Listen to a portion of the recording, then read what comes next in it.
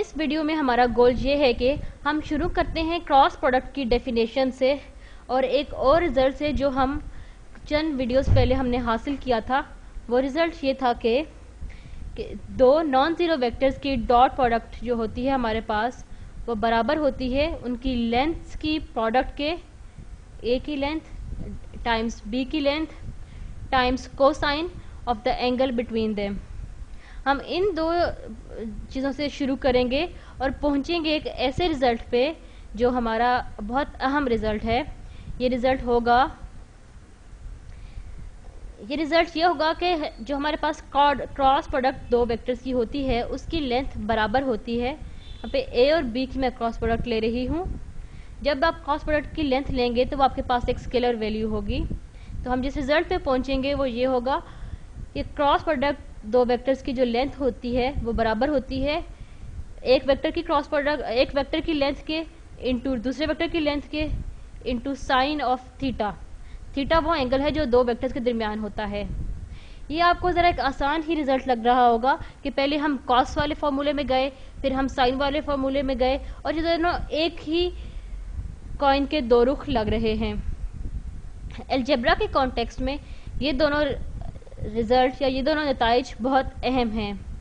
इस वीडियो का मकसद ये है कि नीचे वाला जो रिजल्ट है इसको मैं प्रूव करूं या हासिल करूं ऊपर वाली दो स्टार्टिंग पॉइंट से।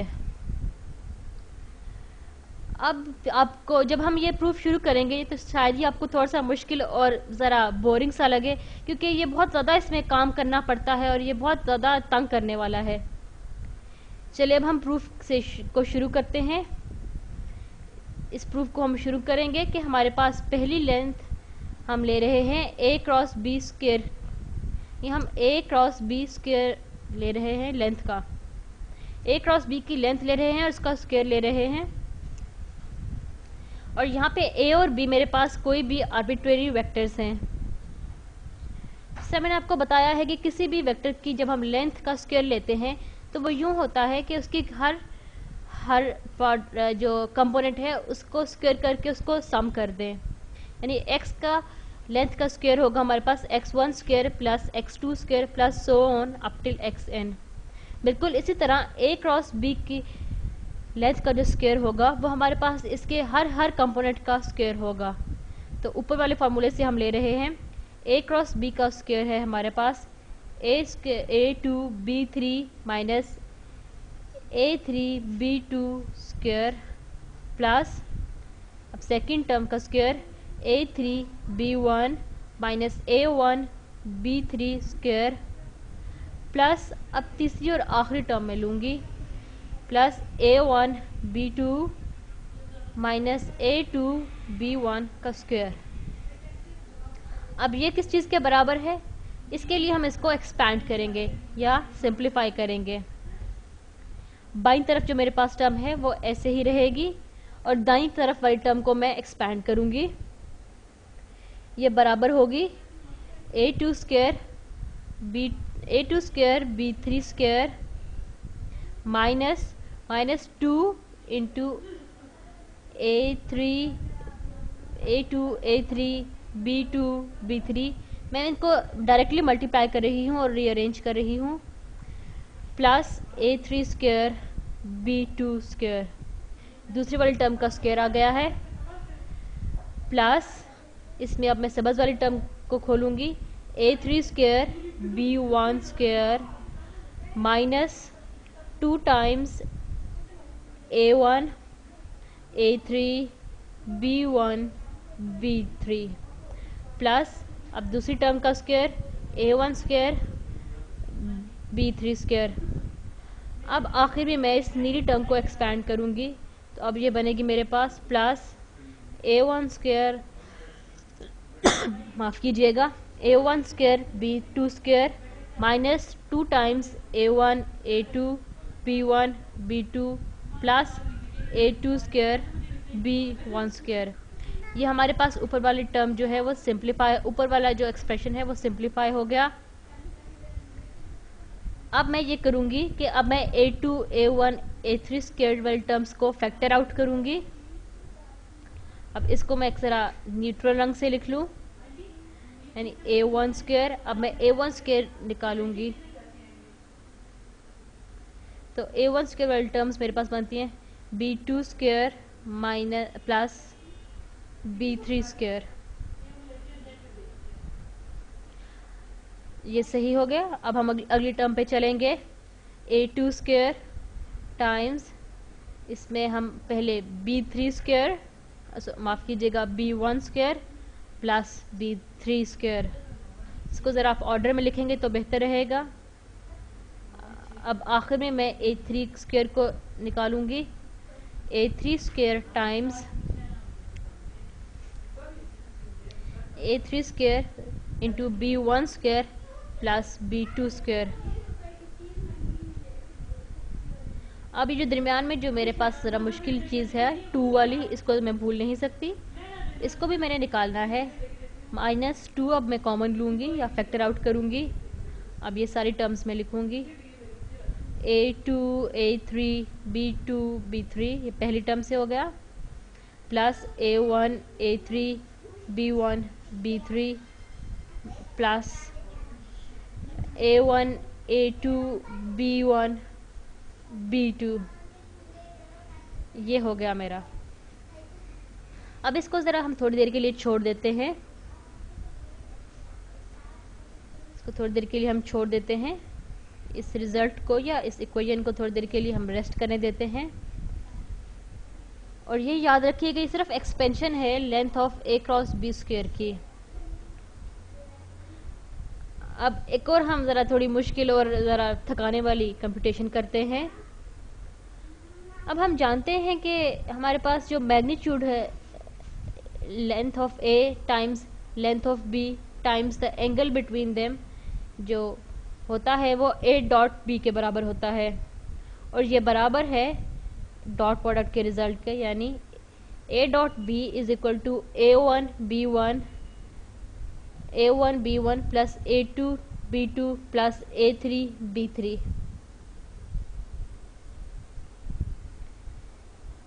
अब ताकि आपको और थोड़ा सा मुश्किल काम करवाऊं तो इसलिए अब हम दोनों साइडों का स्क्वायर ले लेंगे, दाईं और बाईं दोनों ही तरफ का स्क्वायर ले लेंगे। तो length of A square into length of B square into cos square theta is equal to A dot B whole square is equal to A1 B1 plus A2 B2 plus A3 B3 square.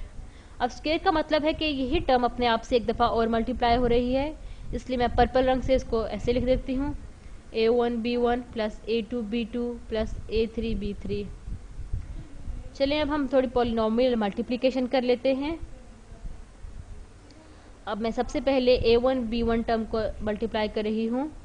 A1 square B1 square plus A1 B1 into A2 B2 plus A2 B2 बन जाता है, ये बन जाता है plus A2 B2 plus B1 B2 plus A1 A3 times B1 B3। ये पहली multiplication का रिजल्ट आ गया। अब सेकंड टर्म को हम सेकंड एक्सप्रेशन से मल्टीप्लाई करेंगे तो हमारे पास आएगा A2 B2 A1 B1, यानी A1 A2 B1 B2। ये मैं इसको इधर नीचे इसलिए लिख रही हूँ कि ये दोनों एक ही टर्म्स बनाती हैं और बाद में हमें सिंप्लीफाई करने में ये आसानी हो जाएगी। A2 square B2 square plus, अब ये मिडल वाली टर्म को थर्ड टर्म से मल्टीप्लाई कर रही हूँ तो वो बनेगी प्लस A2 A3 B2 और B3। ये तो हमारे सेकंड टर्म का भी रोला हो गया। अब सिर्फ तीसरी और आखिरी टर्म रह गई है जिसको हमने पूरी एक्सप्रेशन से मल्टीप्लाई करनी है। इसको मैं नीले रंग से करती हूँ। A3 B3 को A1 B1 से मल्टीप्लाई करूँगी तो ये बिल्कुल उस टर्म की तरह की बन जाएगी, यानी कि ये बन जाएगी A3 B3 times A1 B1। अब तीसरी टर्म को दूसरी टर्म से मल्टीप्लाई करेंगे plus A3 B3 times A2 B2 और बीच में प्लस का साइन होगा, और तीसरी अब टर्म आएगी इसी टर्म को अपने आप से मल्टीप्लाई, और ये बन जाएगी A3 square plus B3 square. आप जब इस सारे को आपस में जमा करेंगे तो आपके पास क्या बनेगा, मैं अपना रंग चेंज कर लूँ ताकि ये ऐड होके बनेगा A1 square B1 square plus A2 square B2 square plus A3 square B3 square plus, दोबारा रंग चेंज करने दें, प्लस ये 2 टाइम्स, ये सारी जो टर्म्स हैं ये 2 के टर्म्स मेरे पास आएंगी, plus 2 times A1 A2 B1 B2 है, plus A1 A3 B1 B3 plus, अब आखिरी term A2 A3 B2 B3। ओह, ये मैंने प्लस लिख दिया है लेकिन इसमें प्लस नहीं आ रहा होगा। अब आपने एक बात तो नोटिस की होगी कि ये मैं 2 वाली टर्म को अगर कंपेयर करूं इस ऊपर वाली 2 वाली टर्म से, तो ये वो एक ही जैसी टर्म्स बन रही हैं।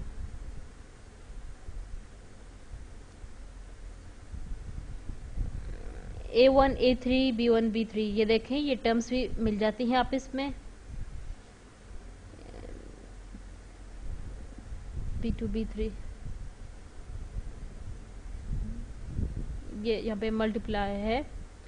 आप A2 A3 B2 B3 से कंपेयर करेंगे तो वो ऊपर भी आपको मिल जाएगी A2 A3 B2 B3, लेकिन यहाँ पे मेरे पास पॉजिटिव 2 टाइम है और ऊपर मेरे पास नेगेटिव 2 टाइम है, तो शायद आपको थोड़ा सा एक फ़र्क भी पता चल गया हो। अब कोशिश करते हैं कि हम इसको सिंप्लीफाई करने की कोशिश करें। अगर हम इन दोनों टर्म्स को, इन दोनों एक्सप्रेशंस को जो मैंने लिखे हैं आपस में जमा करूं तो मेरे पास जवाब क्या आएगा, यानी अगर A क्रॉस B की लेंथ के स्क्वायर को मैं जमा करूं लेंथ ऑफ A के स्क्वायर से इंटू लेंथ ऑफ B के square into cos square of theta, और थीटा वो एंगल है जो A और B के दरमियान है।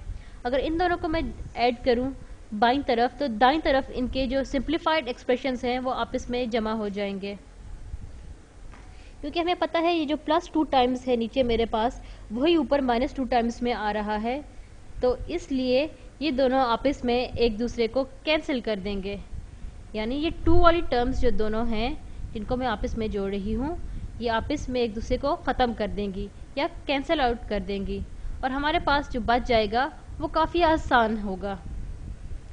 हम सिर्फ A1 और B1 की एडिशन वाली टर्म्स से हमारे पास रह जाएंगी। अब हम देख सकते हैं कि हमारे पास A1 स्क्वायर में टर्म्स हैं, A2 स्क्वायर में टर्म्स हैं और A3 स्क्वायर में टर्म्स हैं, और इसको हम कर सकते हैं। अब अगर मैं सिंप्लीफाई करके करूं A1 स्क्वायर को कॉमन ले लूं तो मेरे पास आएगा B1 square plus B2 square plus B3 square. चीज़ें कुछ आसान तो नज़र आ रही हैं, प्लस A2 स्क्वायर, या आप इनके कोफिशिएंट्स को देखें ऐड हो रहे हैं। B1 जो ऑरेंज कलर में है मैं उनको लिख रही हूँ, B1 square plus B2 square plus B3 square. अब मैं येलो से लिखूंगी A3 स्क्वायर, माफ़ कीजिएगा मुझे पीले रंग से लिखना है, A3 square B1 square plus B2 square plus B3 square. ये लीजिए, ये देखिए कि ये तीनों जो A के कोफिशिएंट्स हैं या तीनों जो A's हैं वो एक ही कोफिशिएंट से मल्टीप्लाई हो रहे हैं, जो फैक्टर आउट हो सकता है, तो इसको हम इसलिए अब बाहर निकाल लेंगे। ये हमारे पास है B1 square plus B2 square plus B3 square times A1 square plus A2 square plus A3 square. अब ये चीज़ें आहिस्ता आहिस्ता आसान होती जा रही हैं।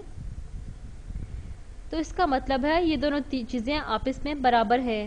लेकिन ये क्या चीज़ है? ये हमारे पास वही है कि बी डॉट बी, और ये जिस तरह पिंक में लिखा हुआ ये वेक्टर ए स्क्वायर की लेंथ है, तो इसलिए बी वाली टर्म्स हमें बी की लेंथ का स्क्वायर दे रही हैं और ए वाली टर्म्स हमें ए की लेंथ का स्क्वायर दे रही हैं। तो इसलिए जब हम लिखने की कोशिश करते हैं इसे, हमें length of A square, length of माफ़ कीजिएगा, ए क्रॉस बी की लेंथ का स्क्वायर प्लस लेंथ ऑफ ए। जरा मैं इसको कॉपी एंड पेस्ट कर दूं क्योंकि लिखना थोड़ा मुश्किल हो रहा है। पता नहीं इसको क्या मसला हो रहा है। तो कॉपी पेस्ट तो काम नहीं हो रहा। इसको लिख ही लेती हूँ।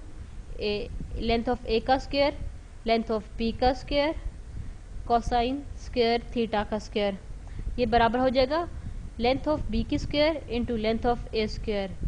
और अगर हम ये A length of A square into length of B square into cos square theta को दोनों तरफ से माइनस कर दें तो हमारे पास क्या रह जाएगा? हमारे पास रह जाएगा ए क्रॉस बी की लेंथ का स्क्वायर इज इक्वल टू, इसको ज़रा सब्ट्रैक्ट करूँ दोनों तरफ से तो बाईं तरफ ये कैंसिल हो जाएगा और दाईं तरफ ये माइनस में लिखा हुआ आ जाएगा, यानी length of A square minus length of A square into length of B square into cosine square of theta, और थीटा एंगल है ए और बी के दरमियान। अब इसी को अगर मैं नीचे लिखने की कोशिश करूं तो length of A square times the length of B square. अब ये लेंथ ऑफ ए स्क्वायर और लेंथ ऑफ बी स्क्वायर मैंने कॉमन ले लिया है या फैक्टर आउट कर लिया है, तो अब मेरे पास क्या रह जाता है? ये इंटरेस्टिंग चीज़ बन रही है, यानी 1 minus cosine square of theta. और अब ये 1 minus cosine square of theta क्या होता है? हमारे पास ट्रिग्नोमेट्रिक आइडेंटिटी जो सिंपलेस्ट या बेसिक है वो ये होती है sine square theta plus cosine square theta is equal to 1। और अगर मैं दोनों तरफ से कोसाइन स्क्वायर थीटा निकाल लूँ तो मेरे पास रहता है 1 माइनस कोसाइन स्क्वायर थीटा बन जाता है साइन स्क्वायर थीटा के इक्वल, और यही वैल्यू मैं इधर पुट करूँगी इसकी, तो ये बन जाएगा साइन स्क्वायर ऑफ थीटा। और अब अगर मैं दोनों तरफ का स्क्वायर रूट ले लूँ तो मेरे पास क्या बन जाएगा? Length of a vector A crossed with length of B, तो हमारे पास बनेगा length of vector A times length of vector B times sine of the angle between them.